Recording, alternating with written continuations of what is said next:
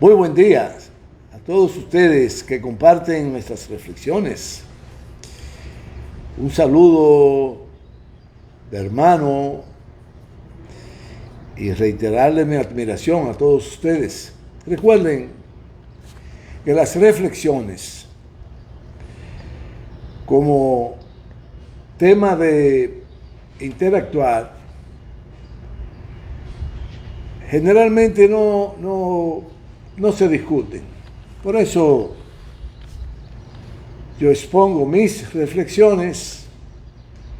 De cuando en cuando hago una entrevista a algún amigo, algún compañero, algún profesional de diferentes áreas que hay, científicos, profesionales de la ingeniería, profesionales de la educación. Pero reiterarle que las reflexiones no se discuten, porque usted las oye y usted la valora en su justa dimensión, pero no necesariamente someterla a una discusión, porque no es un planteamiento ni filosófico, ni político, ni económico, sino la vivencia que lo llevan a usted a hacer algunas reflexiones. Esto porque yo sé que muchos mandan algunas observaciones del programa y que en los nuevos tiempos, pues, claro, hay que usar la reciprocidad. Pero es que yo inclusive los he exhortado a ustedes a que hagan sus reflexiones también. Pero hoy tenemos un programa muy especial, demasiado especial, para mí muy grande, porque voy a compartir un momento con mi entrañable amigo José Medina. Buenos días, ingeniero Cerulle. Un honor tenerte conmigo. Gracias. José Medina. Gracias. Es una persona exquisita que ha sido un trabajador incansable, creativo, se ha dedicado parte importante de su vida a bregar con los cueros, pero con los cueros de pieles.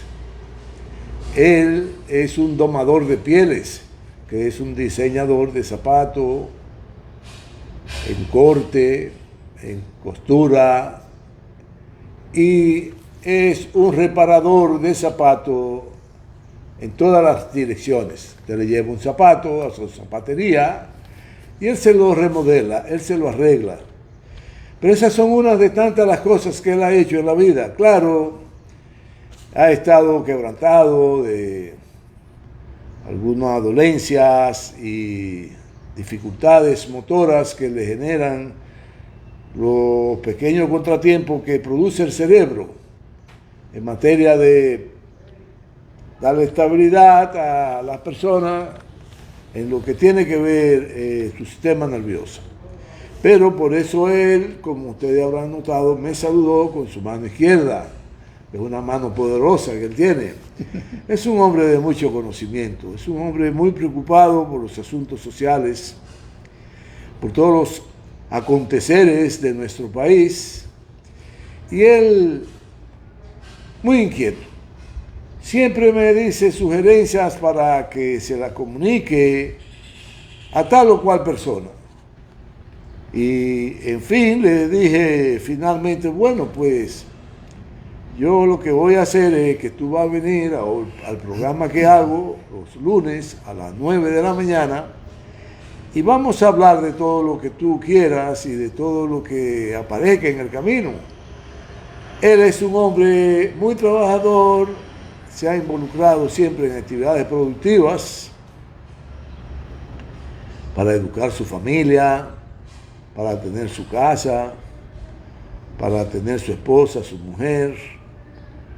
Y tenemos aquí con nosotros a don José Medina, una persona extraordinaria.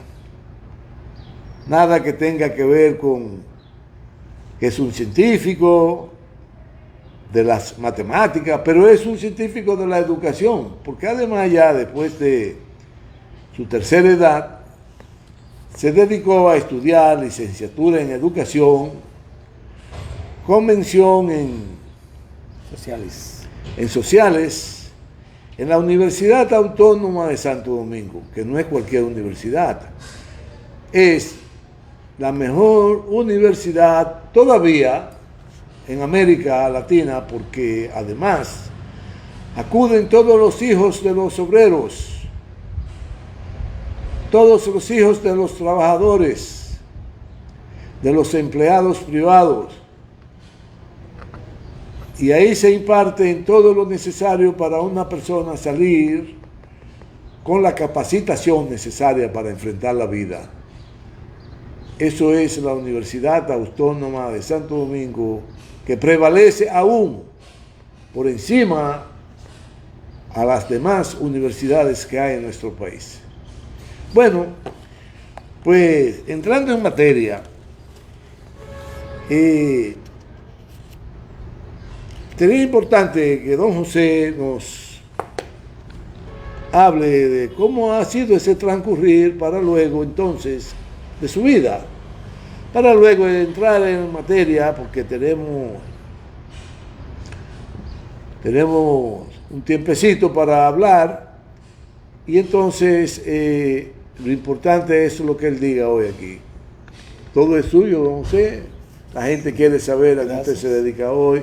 Sí.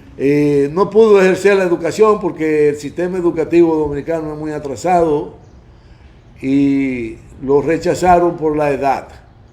Pero cuando más edad tiene un ser humano es cuando más capacidad tiene de enseñar. ¿No le parece a usted? Pero aquí es todo lo contrario. Aquí la educación la han ido privatizando hasta la respiración. Muy buen día, don José. Buenos días, ingeniero. Sí, en realidad, lo que tenemos que observar es que la educación últimamente ha tomado unos rumbos diferentes, rumbos que se caracterizan desde pequeñas cositas. Me van a excusar, porque esto es en vivo, pero yo le voy a poner más de cerca el micrófono a don José para que él pueda oírse mejor.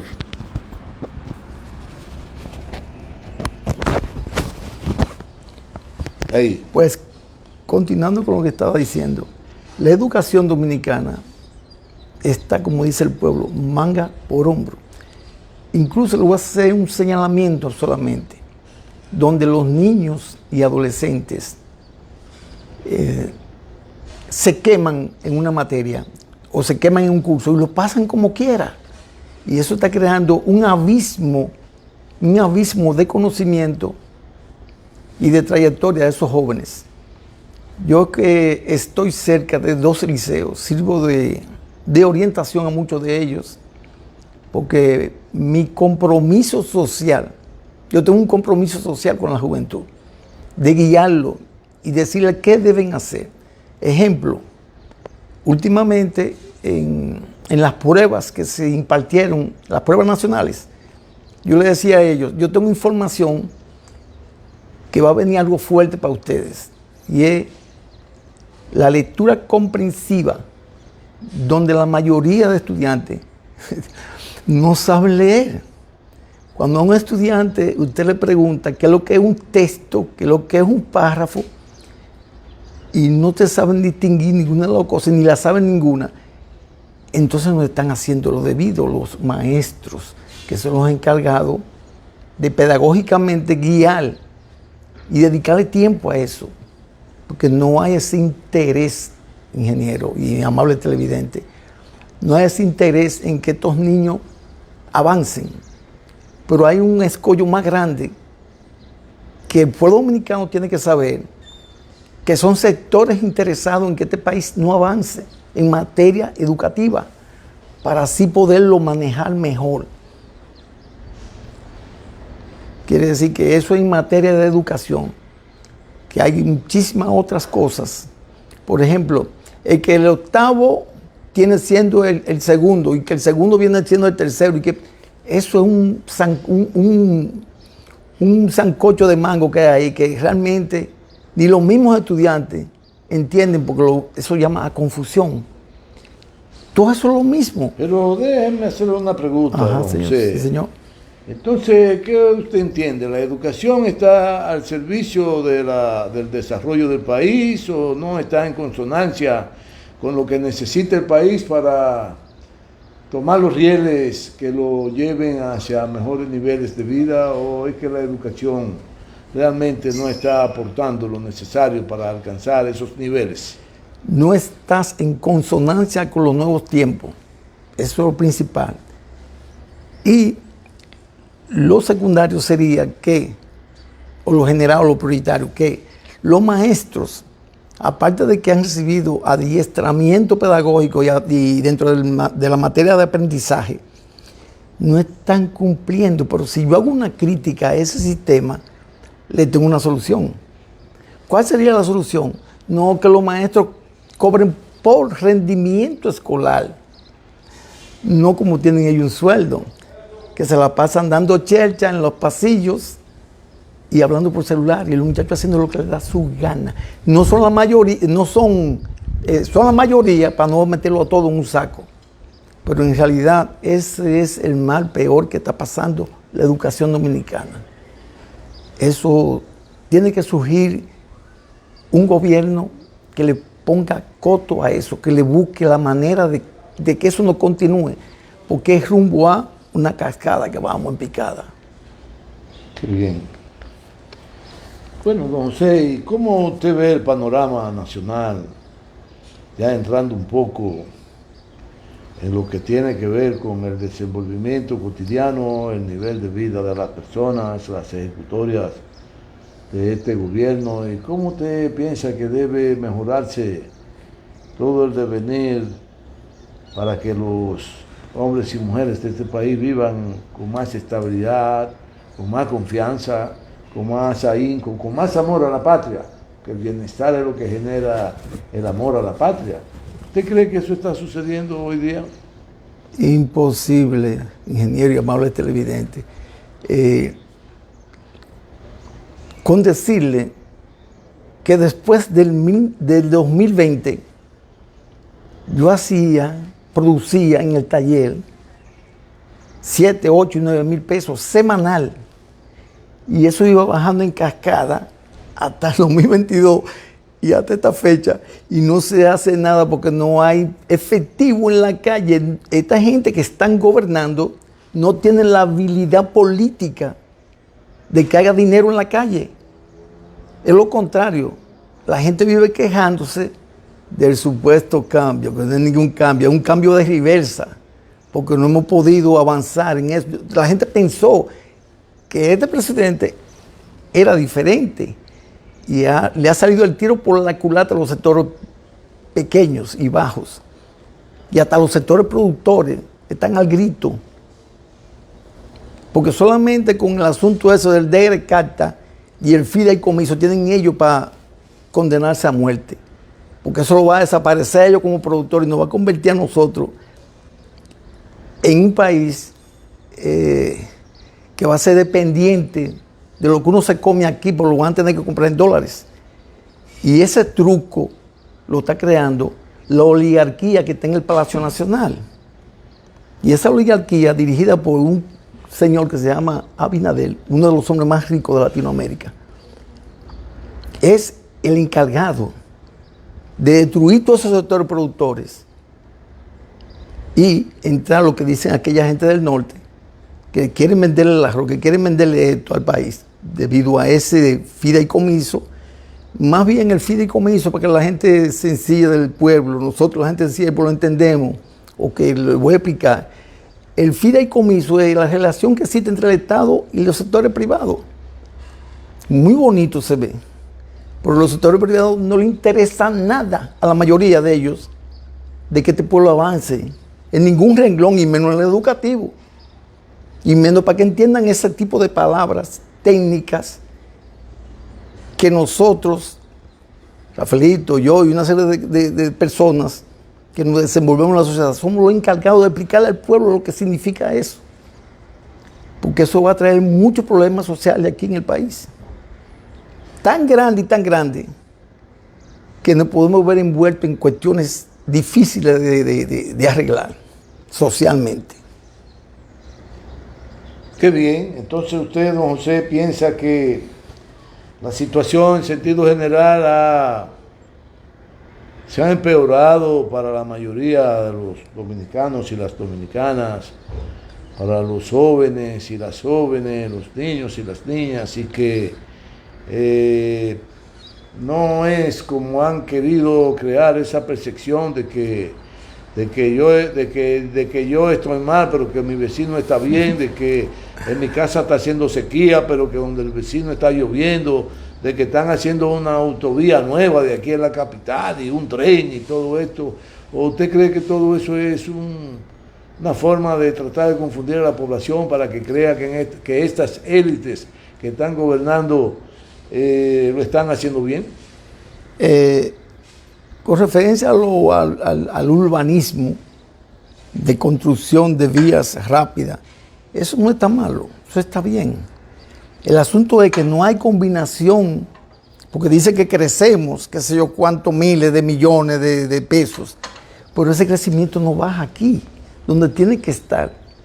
Como cuando antes del 20 y después del 20 hasta el 22, se estaban viendo los residuos de ese gobierno de Danilo, que fue que puso a funcionar todo. Y no lo quieren creer, por eso es la realidad. Y se están topando con una pared que le está diciendo no. Pero yo consulto con trabajadores diarios, me dice, pero antes estábamos mejor, porque había comida barata, había mucho dinero en la calle para uno desenvolverse, porque aquellos, tenían la manera inteligente de poner a circular dinero, que es lo que hace falta. Y si el licenciado, con todo el respeto se merece el presidente de la República, no entiende eso, vas a tener que darse un baño de pueblo para que entienda esa situación, que es lo general, no un gobierno de importadores y exportadores, y que los políticos van a ser desplazados por el sector empresarial, que es lo peligroso para la democracia. Queremos que el pueblo entienda eso. Lo peligroso para la democracia es que los sectores empresariales pretendan eliminar los sectores políticos del sistema de partido como dirigentes de la vida nacional, desde el Palacio. Don José, estamos frente a un hombre con muchos conocimientos, que lo ha ido acumulando en su vida, su ejercicio como obrero del zapato, trabajador creativo del zapato, ha sido contratista del Estado, porque tengo noticias de que él una vez tuvo contratas de construcción y permitió eso, que él resolviera problemas importantes a comunidades en las que él se vio envuelto en la solución de sus problemas. Pero sobre todo de un hombre muy inquieto, con una capacidad enorme, un filósofo de la vida, un estudioso de los acontecimientos.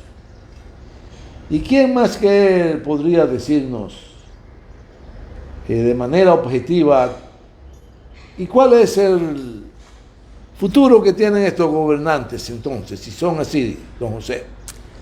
Bueno, si son así como usted lo describe, muy bien. Sí, hay una ciencia por los dominicanos que se llama la dialéctica de los fenómenos. Y eso va a dar al traste, tarde o temprano, con un sistema de gobierno progresista, democrático, auténtico, que encarne las aspiraciones de las grandes mayorías nacionales. Usted está hablando de un gobierno de liberación nacional. Pero claro que sí. Como lo concibió don Juan Bosch. El bochismo, correcto, porque incluso la Constitución del 63 no está vigente, pero es la más avanzada de Latinoamérica. Y todavía a estas élites, incluso a la clase media, no lo asimilan, excepto algunos sectores intelectuales, no asimilan ese fenómeno que debiéramos hacerlo. ¿Por qué? Porque esa Constitución del 63 lo que significa es progreso futuro para este país. Y ya ustedes se imaginan, y ustedes del pueblo dominicano, ¿quiénes son los sectores que se oponen a eso? Lo de siempre. Entonces, este pueblo lo han querido retrasar en su desarrollo. Por ese retraso no va a ser permanente. Ya le hablé de la dialéctica, que es una ciencia muy delicada, que es la ciencia de los fenómenos políticos, sociales, económicos, étnicos, que va a dar traste con eso, sin desaparecerlo a ellos, porque ellos son parte de la vida nacional y tienen derecho, igual que nosotros, a existir como seres humanos y a desarrollarnos plenamente en educación, en salud, en diversión, en poder hacer muchas cosas que ellos las hacen, pero nosotros aquí abajo no podemos. No podemos darnos el lujo de comprar buenos libros. No nada más de que eso, lo último, el NET, el internet, no. Porque eso lo que hace es dar encabezados. Los libros, nada sustituye a los libros. Y ese es el error de muchos estudiantes y muchos maestros. Yo nunca me he topado con un maestro comprando libros en ninguna librería. Y yo lo cuestiono porque tengo relaciones con maestros. Y le pregunto y dice, no, eso no tiene importancia. Pero eso es increíble. Que un maestro, un formador de sociedad, tenga un criterio en esos niveles. ¿Y qué será de los estudiantes? Eso viene desde arriba, ¿verdad? De quienes conducen la Secretaría del Ministerio de Educación. Claro que sí. Y cuando esto sucede es porque arriba las cosas andan mal. Pero claro, eso anda muy lejos de la realidad. Porque ellos lo que tienen que ver qué es lo que está pasando en los liceos, por ejemplo, en el inicial de la educación, que no hay ningún tipo de preparación, y si la tienen, no la aplican. Ese es el problema. Los laboratorios, eso es cero. Laboratorios en el liceo, eso es cero, que debieran existir muchos laboratorios y debieran existir politécnicos, que hay 2 o 3, pero no son suficientes. Y a los jóvenes... El Politécnico lo formaría para carrera técnica que puedan ganarse la vida para seguir estilo Infotec, pero más ampliado. Más ampliado. Exacto. Entonces, ¿qué es lo que hay que ver en esos estudiantes? Que uno como ente formador de sociedad, y vuelvo y repito, yo lo que soy es un compromisario social con los jóvenes para que avancen y tengan en claro qué es lo que hay que hacer. Qué bien, don José, quiere decir que desde el punto dialéctico que usted enfoca la situación que está atravesando hoy la población dominicana, ¿cuál es el futuro que usted le augura a estos grupos gobernantes, estos grupos de élites? ¿Qué futuro? ¿Usted cree que el pueblo se va a dejar seguir narigoneando y lo va a apoyar nueva vez para que sigan dirigiendo los destinos de esta nación, o lo va a castigar como Dios manda para buscar nuevas formas de gobernanza y que le sirva a la población en sentido general? Porque el plan es ese, ingeniero. Ellos creen que van a continuar de por vida retrasando el desarrollo de un pueblo. Porque usted dice ellos, usted se refiere a las élites gobernantes, a las oligarquías, terrateniente, comercial, empresarial, el gran capital, todo eso en conjunto, porque si ellos tienen derecho, por ejemplo, voy a saltar a otra, excúseme, derecho, por ejemplo, a estar organizado en sindicatos, por ejemplo. ¿Por qué nosotros no podemos estar organizados en sindicatos? Los trabajadores, usted habla de formar un sindicato en una empresa y lo largan para afuera, lo botan, lo despiden, lo cesantean.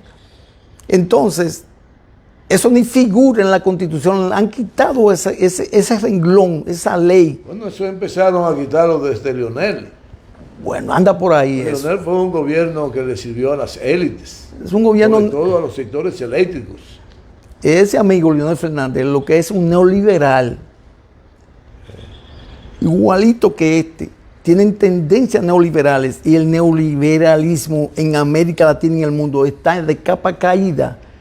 Entonces, ¿usted cree que finalmente esta gente la va a desplazar el pueblo de ahí, del gobierno? El pueblo se dio cuenta que son falaciosos, que son mentirosos. Pueblo dominicano, el pueblo se ha dado cuenta ya del finales del 91 para acá, se han dado y dando cuenta de que realmente este no es un gobierno que prioriza lo necesario para la grande mayoría. Cuando te hablan nada más de turismo, ya usted puede imaginarse, el turismo no es malo, dependiendo del enfoque que se le dé. Entonces ese enfoque, ¿quiénes son los mayores beneficiarios del turismo? Los grandes empresarios, los grandes hoteleros internacionales y dominicanos. Entonces nosotros debemos estar claros con eso y explicarle a la población humildemente, porque tampoco puedo darme el lujo de decir que yo lo sé todo, no, sino que humildemente y sencillamente y llanamente, para explicar a la gente hay que ir a lo llano, explicarle el porqué de las cosas que están sucediendo en este país y que solamente un gobierno que salga del pueblo, de las entrañas del pueblo y que le duela las necesidades de un pueblo que tal vez ya a esta altura del juego, de 3 comidas tal vez se comen 2. Porque yo vivo bregando diario con obreros que pasan, que suben, que bajan en carros, con concheros, con todo tipo de sectores. Incluso la clase media está al grito. ¿Con qué, ingeniero y pueblo dominicano? Con los impuestos. Hubo un ministro español, le voy a hacer esta anécdota, entre paréntesis, un ministro español que vino aquí al país y dijo, no, ustedes están equivocados. Ustedes en vez de subir los impuestos, bájenlos, porque entonces van a ver más que lo van a pagar.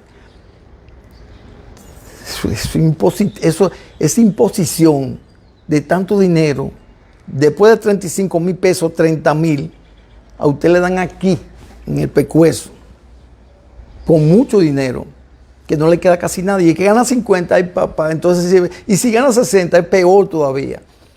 Entonces, ¿qué es lo que hay que implementar? Un sistema recaudador más justo para que el pueblo dominicano en clase media, que es la que generalmente va con el mayor peso de esa situación, porque entonces diríamos que este es un gobierno fiscalista solamente, fiscalista, Sí. que nada más se empeña en cobrar impuestos. Entonces usted entiende que el pueblo lo va a desplazar. Yo entiendo sí que la mayoría del pueblo está arrepentida del famoso cambio, que no es ningún cambio nada. Sí, como usted dijo al principio, una reversa. Una reversa para atrás. Y se va a llevar todo el mundo. Todo el que está atrás se lo va a llevar. Todo el que está atrás tiene que tener cuidado y salir corriendo para que no se lo lleve el carro. No lo aplaste. Exacto. Quiere decir, ingeniero y pueblo dominicano, que nosotros debemos hacer conciencia de esa situación. ¿Basándonos en qué? Principalmente en la Constitución del 63. Que hay que ver bien que por eso fue que le dieron el golpe a Juan Bosch.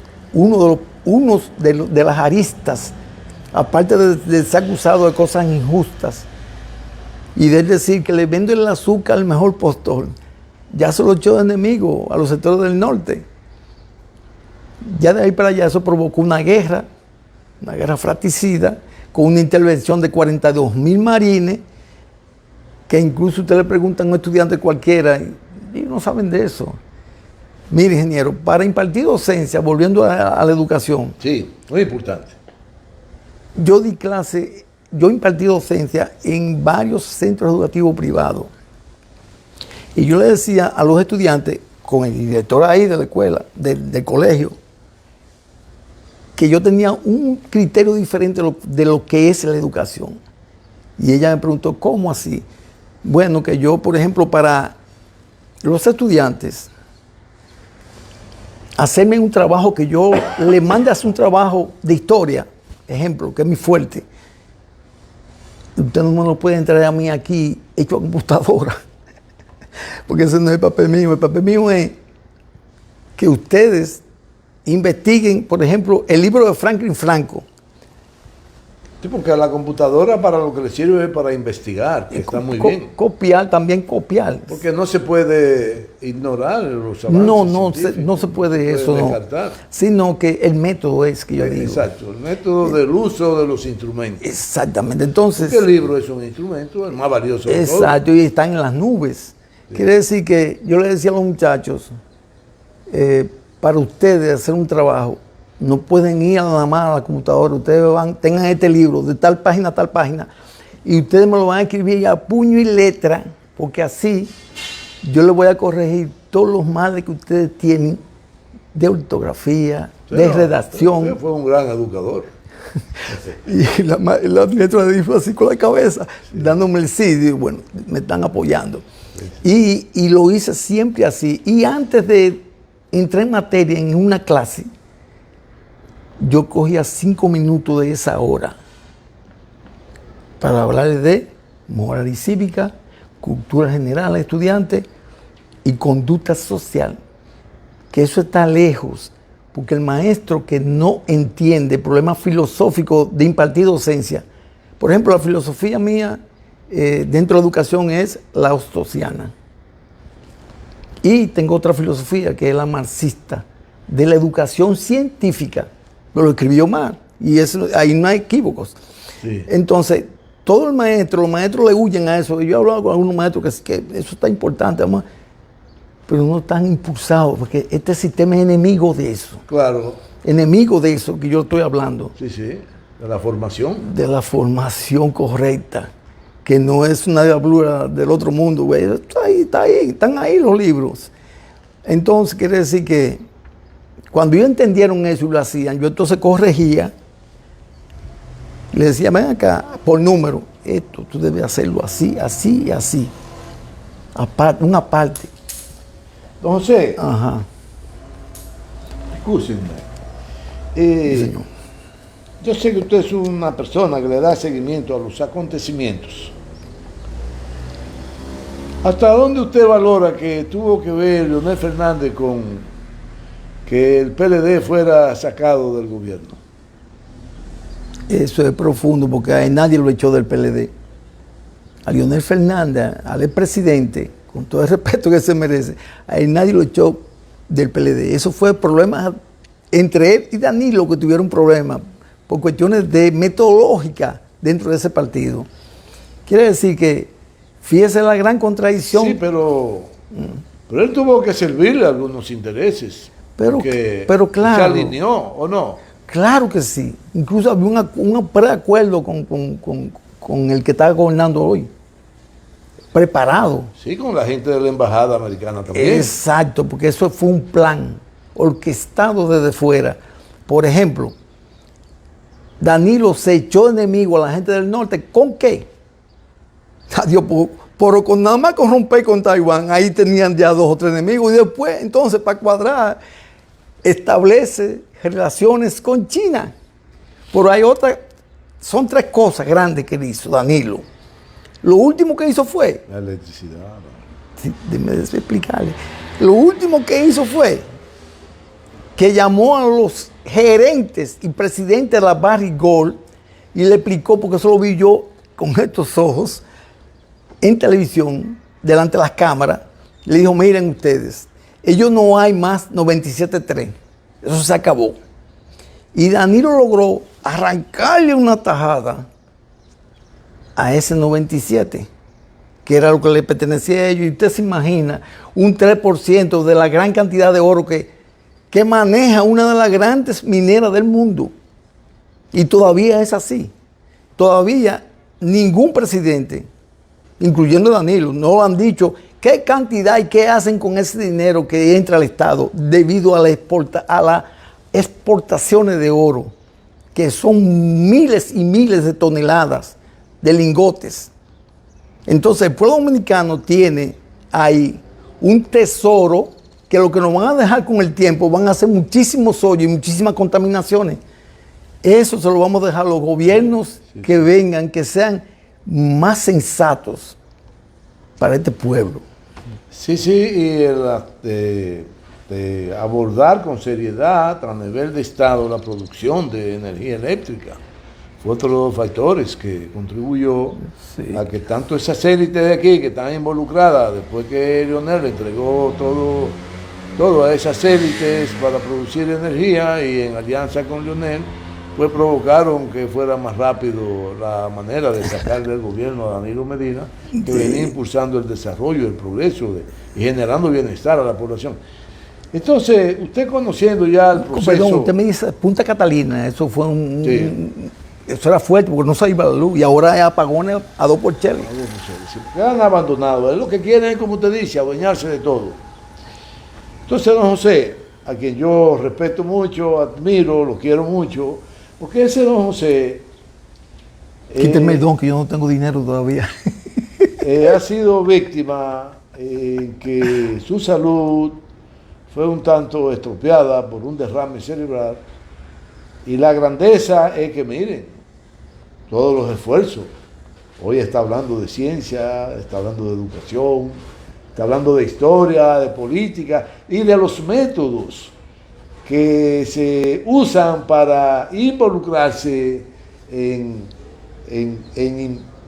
tener conocimiento aplicándolos, esos métodos, a la educación. Ese, un gran trabajador, se sostiene de sus conocimientos de uno de los asuntos más importantes, de las invenciones más importantes en toda la historia de la humanidad, que fue calzar al hombre. Fue uno de los inventos más importantes. Le permitió al hombre caminar, caminar, caminar, y ya entonces tenían la protección de los zapatos, las sandalias. En fin, eso fue un desarrollo extraordinario para la humanidad en su momento. Bueno, usted, conociendo el desarrollo que viene experimentando el PLD, y que el PLD de manera muy sensible en el sentido de conectarse con la población y consultarla, porque era una de las demandas que la población tenía por delante, haciéndole al PLD de que tenía que consultar con ella, porque ella tenía cosas que decirle y el PLD tenía cosas que asimilar y rectificar de acuerdo a lo que la población le venía avisando, le venía observando de por dónde era el camino. Y a eso se abocó el PLD, a consultar con la población. Una de las últimas consultas que hizo el PLD en su camino al fortalecimiento como institución de servicio a esta población para alcanzar mejores formas de vida fue seleccionar a un candidato que la población se involucrara en decirle al PLD, de 5 candidatos, de 5 precandidatos que tenía el partido, y que seleccionara a uno de esos para el partido llevarlo de candidato a la presidencia. ¿Cómo usted ha visto ese proceso? ¿Y usted cree que será beneficioso para la población, para el partido, para el país, para la nación? Usted me conoce más que nadie. Yo tengo formación bochista y mi opinión sobre eso es que el más joven de los candidatos del sistema de partido es Abel Martínez. Y usted sabe más que nadie que Juan Bosch nos formó a nosotros con un criterio crítico de toda la situación y de la autocrítica general. Y que eso está dentro de la democracia, usted ser crítico y autocrítico de las cosas que se te presentan en el medio. Pero, por ejemplo, ningún candidato del sistema de partido, incluyendo a Abel, todavía no ha presentado un programa de gobierno que no es que excluya a la mayoría, que la incluya en materia de explicarle qué es lo que se va a hacer en un gobierno mío. Por ejemplo, el gobierno de Abel, el futuro presidente de este país. Sí, pero debo aclararle para su conocimiento y causa. Sí. Que en lo que tiene que ver con el PLD, que se ha abocado a consultar a la población, y lo que tiene que ver con el candidato que ha interactuado con los diferentes sectores a la provincia que visita para ver de todas las necesidades que ellos tienen para la construcción de el programa de gobierno que le presentará el PLD y el candidato al pueblo dominicano. El PLD está en ese proceso. Ok, esa aclaración estuvo muy buena porque yo no tenía todo conocimiento de que estaba en proceso, pero le voy a adelantar algo. Y están los mejores técnicos del país trabajando en eso. Sí, correcto. ¿Usted se tomó su café? Sí, señor. Ya, le queda un poquito ahí, mire. Está bien.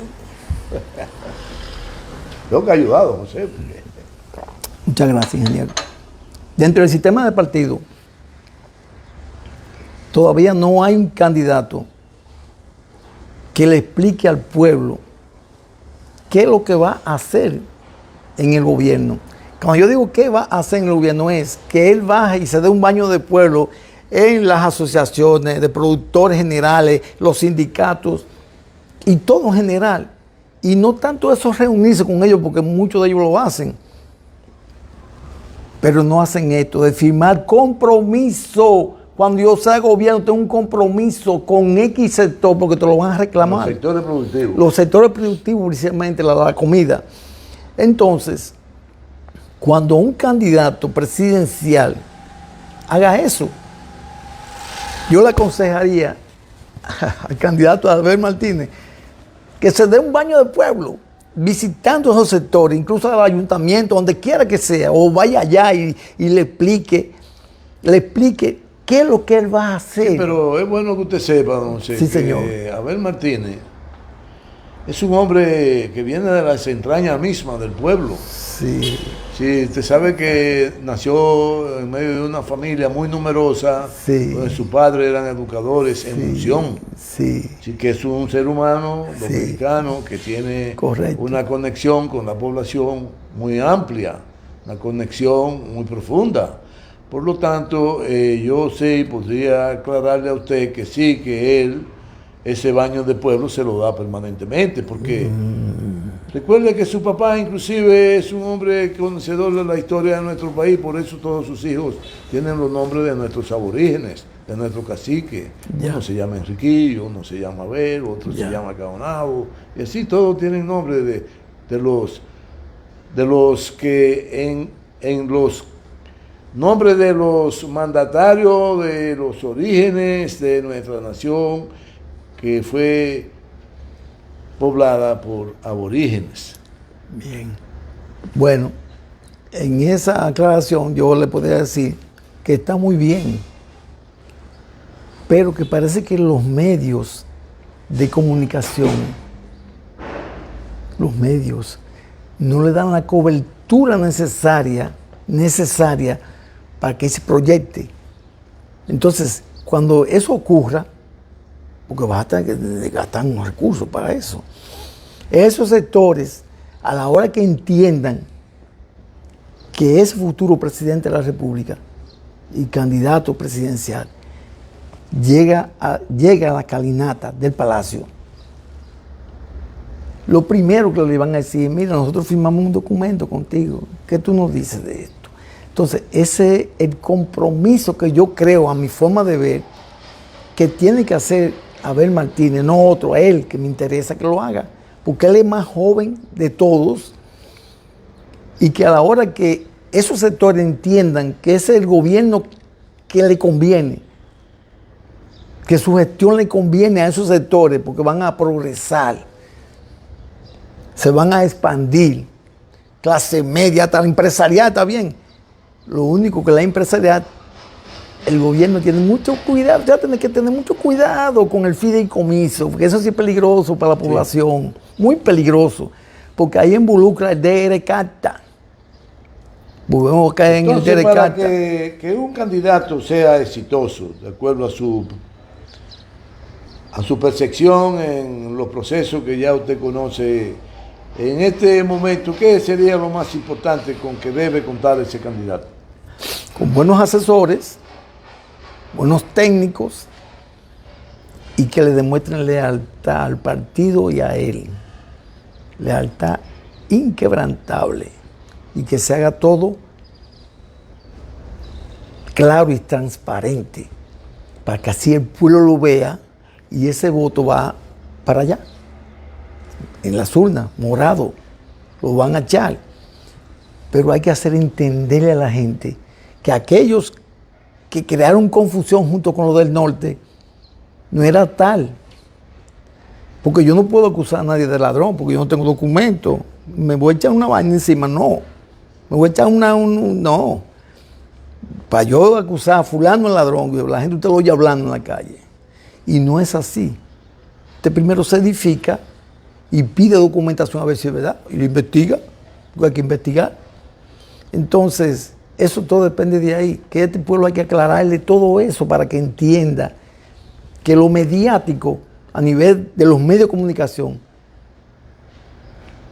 ha logrado mucho en contra del PLD y su dirigencia.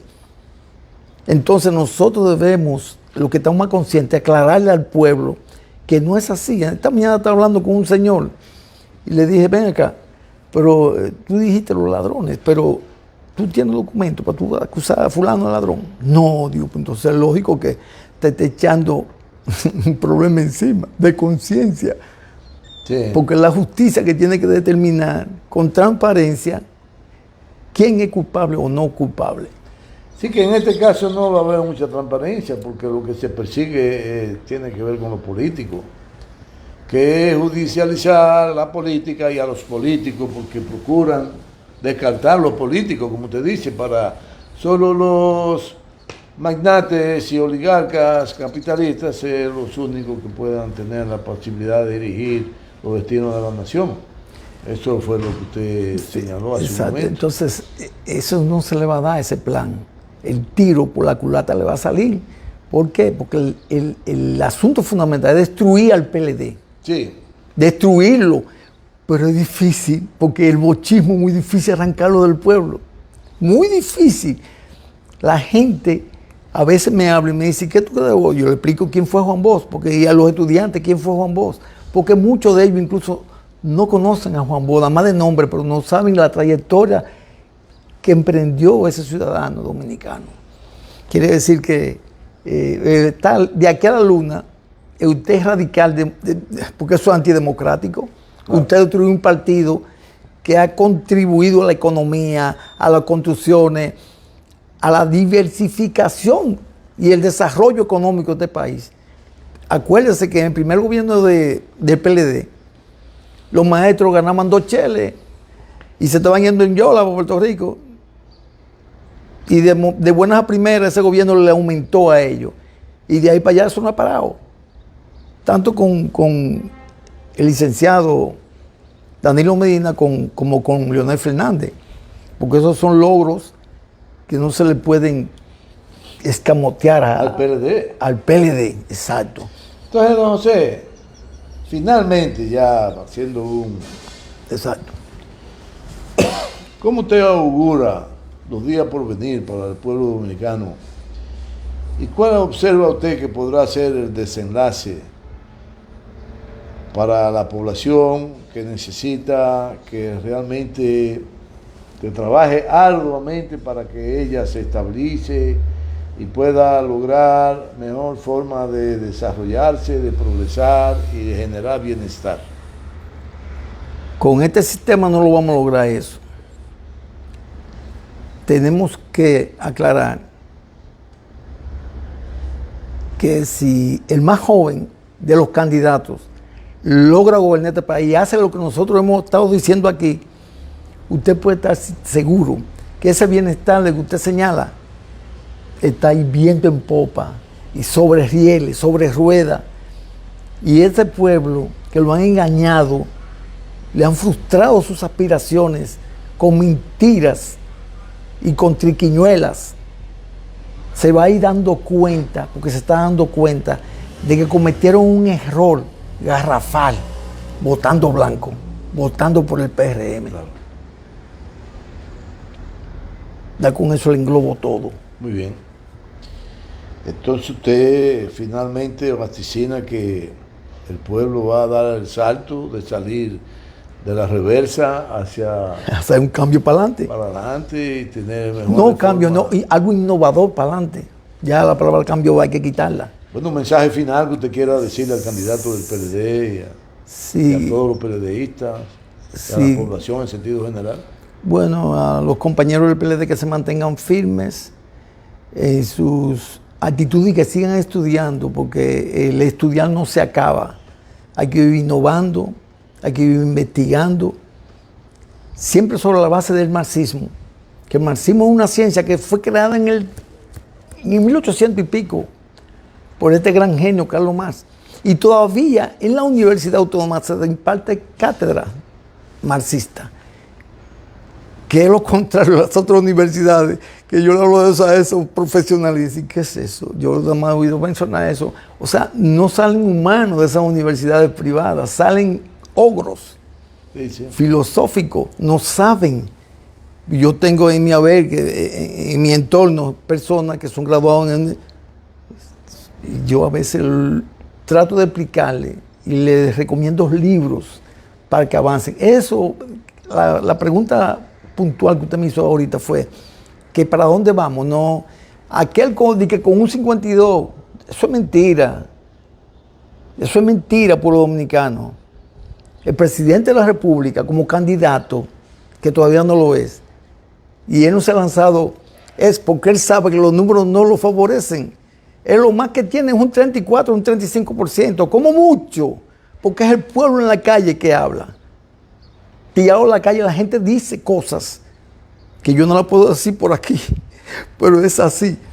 Entonces quiere decir que los otros candidatos, lo que tenemos, esos candidatos, lo que tienen que hacer es fortalecer ciertas alianzas para ir unidos en un frente grande para desplazar al PRM del poder, porque no han dado la talla, ingeniero, pueblo dominicano.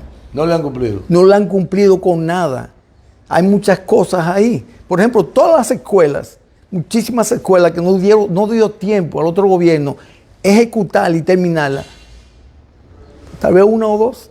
Después usted oye el griterío por la prensa. Pero vean que esta escuela que... No han cumplido con nada. No han cumplido con nada de eso. Bueno, José, pues ya usted sabe. Ha sido un placer. Un honor estar con usted aquí. Un placer, ingeniero. Y una satisfacción enorme de compartir esta hora. Ya tuvimos una hora prácticamente. Se va rápido el tiempo. Sí, se va rápido el tiempo. Entonces esto se transmite por Facebook, lo ponemos en el canal de YouTube y durante la semana lo enviamos con cortos que producimos de esta entrevista. Todos los días enviamos 1 y 2 de los cortos para que se difundan por Twitter, por Instagram, por Telegram, por TikTok y por toda la plataforma de la comunicación virtual que hay hoy día. Muchas gracias a todos ustedes. Nos veremos el próximo lunes.